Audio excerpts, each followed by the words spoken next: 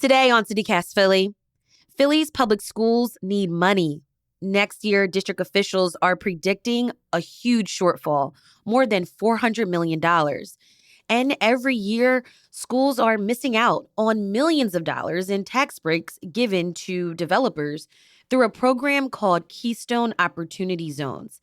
I'm speaking with a local reporter about whether this program is delivering on promised benefits and why some education advocates say the tax breaks are hurting students. It's Wednesday, February 28th. I'm Trenae Nuri, and here's what Philly's talking about.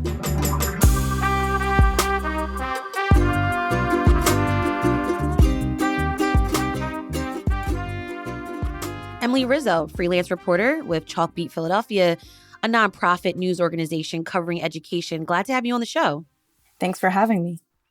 You recently wrote about how Philly schools are passing up on millions of dollars in local tax dollars each year. Before we get into all of this, because this is a lot to take in, Emily, can you just quickly explain to me how Philly schools are funded? Yes. So Philly schools get some funding from the state, some from the federal government, and some from city taxes. And a big chunk of the city funding comes from property taxes. And that's important to keep in mind when we're talking about the Keystone Opportunity Zone program. So let's get into this. Why did this story about the Keystone Opportunity Zone program catch your eye? Why are people talking about it now?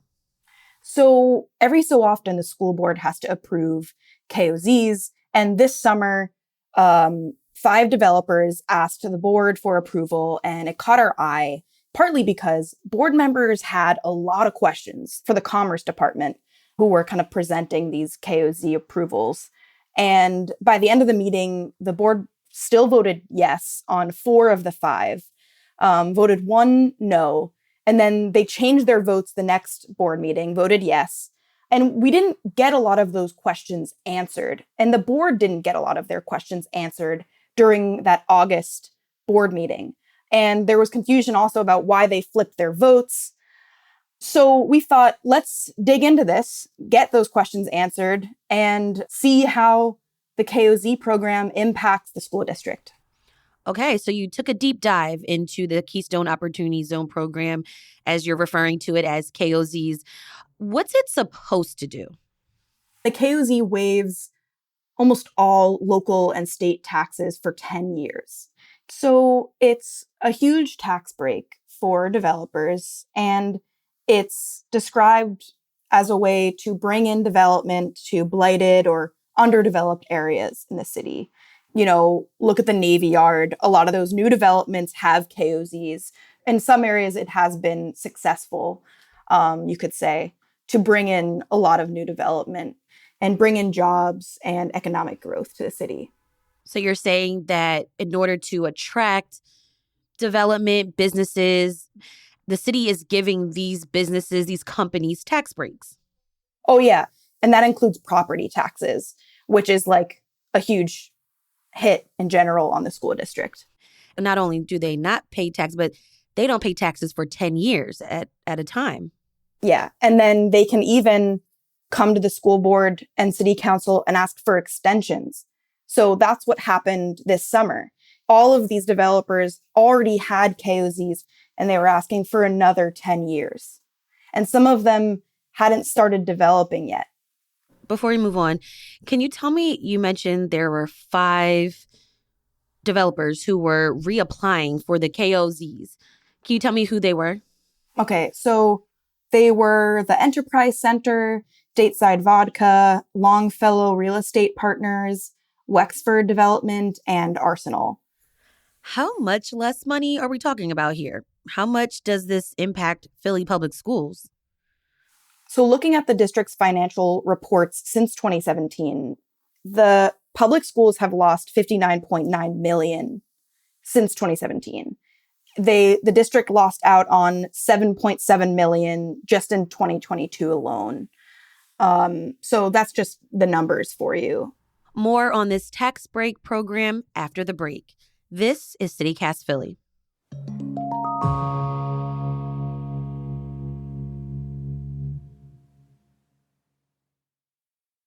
Emily, I'm going to sum this up because this program seems kind of complicated. Philly wants businesses to come into the city to create jobs and create economic opportunities. So companies and businesses get tax breaks. But that's actually blocking public schools from getting possible funding they could get from those possible taxes. And you're reporting that the Keystone Opportunity Zone program has been tweaked over the years so that the companies that get these tax breaks still support the school district. What does the support actually look like? Right. So up until recently, developers who were given these KOZs didn't have to pay property taxes. And that's a huge hit to the school district. That's a huge funding stream. But in 2017, the city started requiring pilots, and those are payments in lieu of taxes, to the school district. And that's supposed to make up what the district loses in property taxes. But everyone who had a KOZ before then was grandfathered in. And so the majority of developers who have KOZs now are not paying those pilots. They're just still paying no taxes to the school district. So those are the pilots. You also wrote that there are these things called opportunity plans that are supposed to help students. What are those? Since 2020, the Commerce Department has started to encourage, as they say, developers to provide these opportunity plans. And that means provide internships and be present at career fairs, things like that for district students. But looking into this, I found that only 3 developers actually have these opportunity plans, and not all of them are actually fulfilling their promises 100%. And there's been a lot of criticism around some of the newly proposed opportunity plans. So going back to these 5 developers that came to the school board for KOZ extensions this summer, even the board vice president, Fix Lopez, criticized one of the developers because they said they would engage 30 students annually, including 20 who'd get access to career fairs. She said, that's one kindergarten class, for example. In a city of 1.5 million with 200,000 students, how did we come up with 20? And then I heard from education advocates, they also felt like these opportunity plans were underdeveloped and didn't demonstrate any significant commitment to the students. That was Donna Cooper from Children's First. One thing I also want to mention, Trinae, is it was really hard to get from the city what these opportunity plans were. Why is that? That's a good question. I went back and forth asking the Commerce Department and the school district for not only just like what the plans were, but details of the plans. And they ended up giving me some basic information about what these plans look like and percentages that show how much the developers are like completing these plans. And I asked what those percentages mean, and I never got an answer. Like, what goals are they not accomplishing? Which ones are they? Like, how did you come up with that percentage? I never got that answer. And that these plans aren't like already easily accessible to the public to see. All right. So we got the pilots, the payments in lieu of taxes, the grandfathering in. We've explained some of the benefits that students could be getting from these developers. So, Emily, this is where this part of the story, got me thinking, who enforces this law? This is law, right? The KOZ program is state run, which makes this tricky. So developers need approval from city council and the school board when they're asking for KOZs or KOZ approvals or KOZ extensions. But at the end of the day, the state has the final say because it's the state-run program. The state says, we're going to approve KOZs whether people pay pilots or they offer these opportunity plans or not. We don't care because that's not a state requirement. That's a city requirement.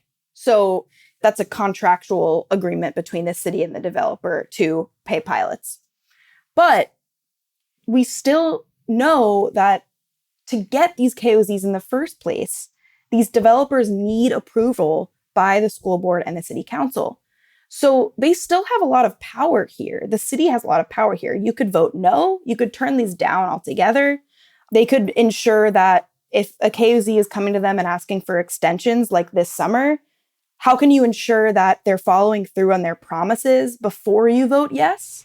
Right, but that would also impact economic development for the city. That's what they have to weigh. And I think the criticism here we heard from education advocates was we need more transparency and accountability to ensure that these developers are doing what they're supposed to be doing in trade-off for getting these tax breaks. Gotcha. Okay, Emily, what's the bottom line, though, for Philly public schools? Without this money, what are students missing out on? So overall, since 2017, the Philly public schools have lost $59.9 million, right? The district lost $7.7 million in 2022. So I kind of calculated what 7.7 million could do for the school district. And I figured it could fund 61 librarians for one school year. And that's a huge need in the school district right now.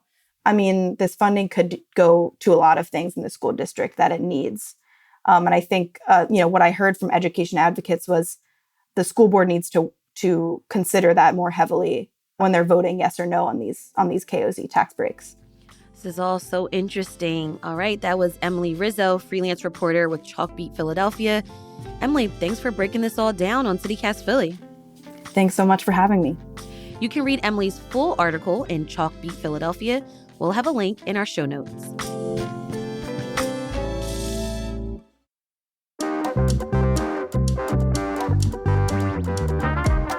That's all for today here on CityCast Philly. Let us know what you think of this episode. Rate the show, leave us a review, and hit that subscribe button. Be sure to sign up for our morning newsletter, Hey Philly, to learn more about what else Philly's talking about. We'll be back tomorrow morning with more news from around the city. Bye.